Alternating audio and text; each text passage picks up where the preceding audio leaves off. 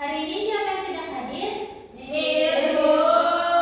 Baik. Sebelum pelajaran dimulai, alangkah baiknya kita berdoa terlebih dahulu. Berdoa dimulai.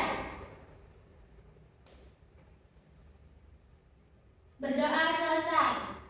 Sebelum memasuki materi, Ibu akan menyampaikan tujuan pembelajaran terlebih dahulu ya.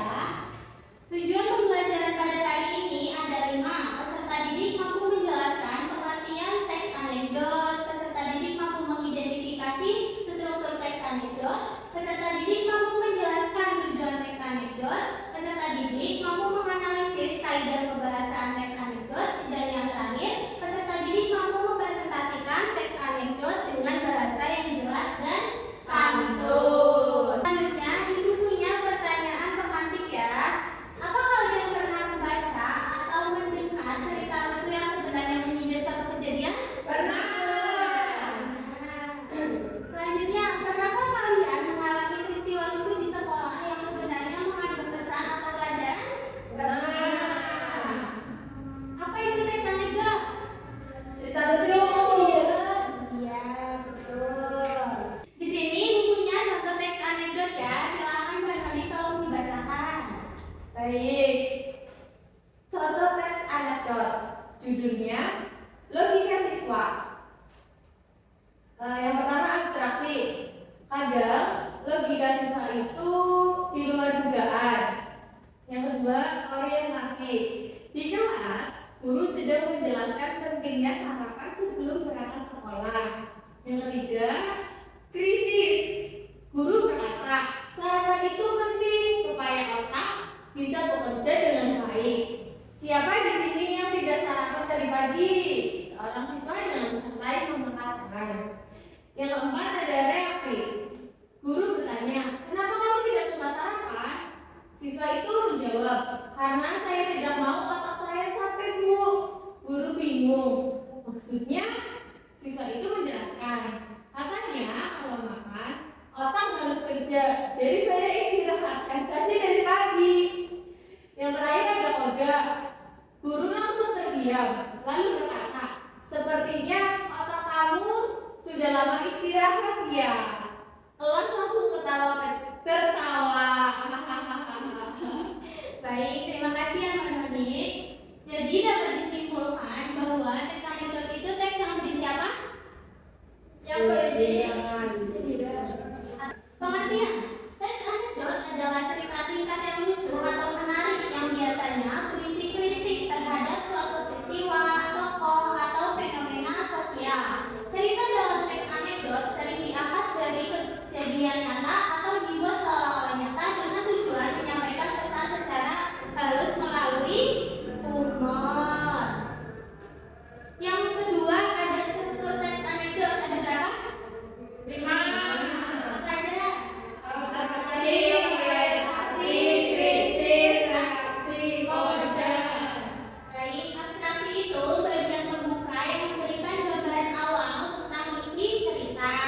Orientasi bagian yang menjelaskan latar belakang cerita seperti waktu, tempat, dan tokoh. Yang ketiga ada krisis, bagian yang berisi masalah atau peristiwa unik yang terjadi. Yang keempat ada reaksi, bagian yang menjelaskan bagaimana tokoh merespon atau menyelesaikan masalah. Terakhir ada kode, bagian penutup yang berisi kesimpulan atau pesan dari cerita. Selanjutnya ada tujuan teks anekdot. Ibu minta tolong Mbak Salma membacakan. Tujuan teks anekdot. Yang pertama menghibur pembaca atau pendengar mengetahui cerita yang lucu. Yang kedua menyampaikan kritik sosial terhadap suatu fenomena atau perilaku. Yang ketiga memberikan pelajaran atau pesan moral secara tidak langsung. Yang terakhir menggambarkan suatu kejadian secara menarik dan ringan. Iya, terima kasih ya Mbak Salma. Jadi tujuan teks anekdot dapat disimpulkan untuk menghibur pembaca, menyampaikan kritik, dan memberikan pesan moral secara tidak langsung. Selanjutnya ada kaidah kebahasaan. Ada berapa? 8. Yang pertama, Menggunakan kalimat langsung dan langsung. yang kedua, Mengandung kesimpulan dan sindiran. ketiga, Menggunakan kata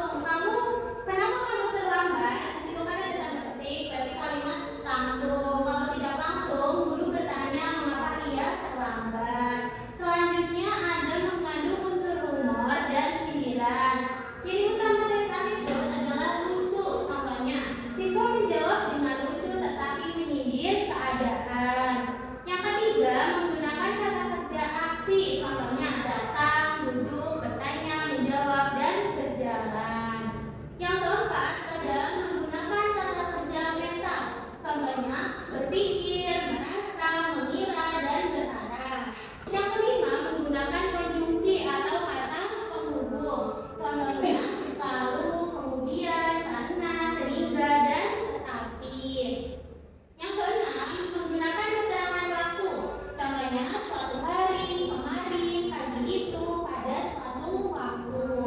Yang ketujuh menggunakan bahasa yang sederhana dan komunikatif. Bahasanya tidak baku dan mudah dipahami.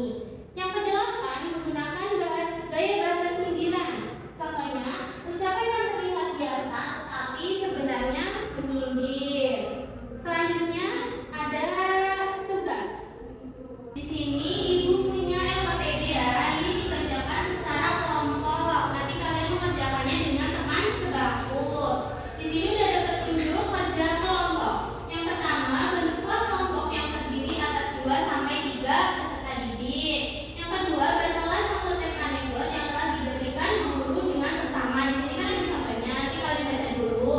Setelah itu, diskusikan bersama anggota kelompok untuk menjawab pertanyaan pada lembar tugas.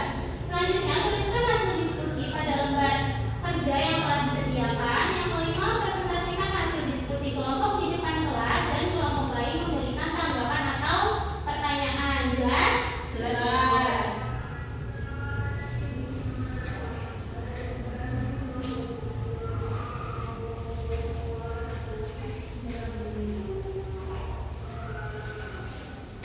Ibu beri waktu 5 menit ya.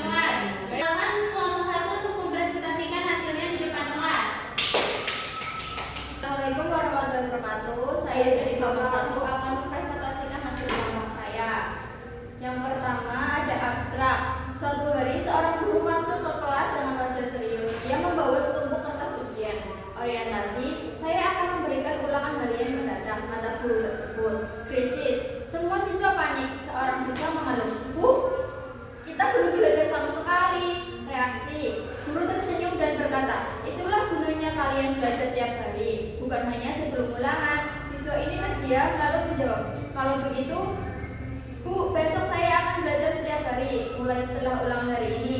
Kode. Seluruh kelas tertawa. Guru mengingatkan bahwa belajar adalah proses yang harus dilakukan secara konsisten, bukan hanya saat ada ujian. Beri tepuk tangan untuk kelompok 1. Apakah sudah sesuai hasil analisisnya dengan struktur teks anekdot? Sudah. Baik, selanjutnya silakan kelompok 2 untuk mempresentasikan hasil kerjanya. Saya dari kelompok 2 akan membacakan hasil diskusi bersama kelompok saya. Yang pertama, abstraksi. Suatu hari guru memeriksa tugas siswa di kelas. Yang kedua, orientasi. Guru bertanya siapa yang tidak mengerjakan PR hari ini. Yang ketiga, krisis. Akhirnya seorang siswa mengangkat tangan. Yang keempat, reaksi. Guru bertanya, mengapa kamu tidak mengerjakan PR? Siswa itu menjawab, saya lupa bu. Tapi teman-teman saya juga lupa, hanya saja mereka tidak jujur. Yang terakhir, koda. Seluruh kelas tertawa dan guru mengingatkan pentingnya bersikap jujur. Sekian presentasi dari saya. Terima kasih. Oke, baik. Beri tepuk tangan untuk kelompok 2.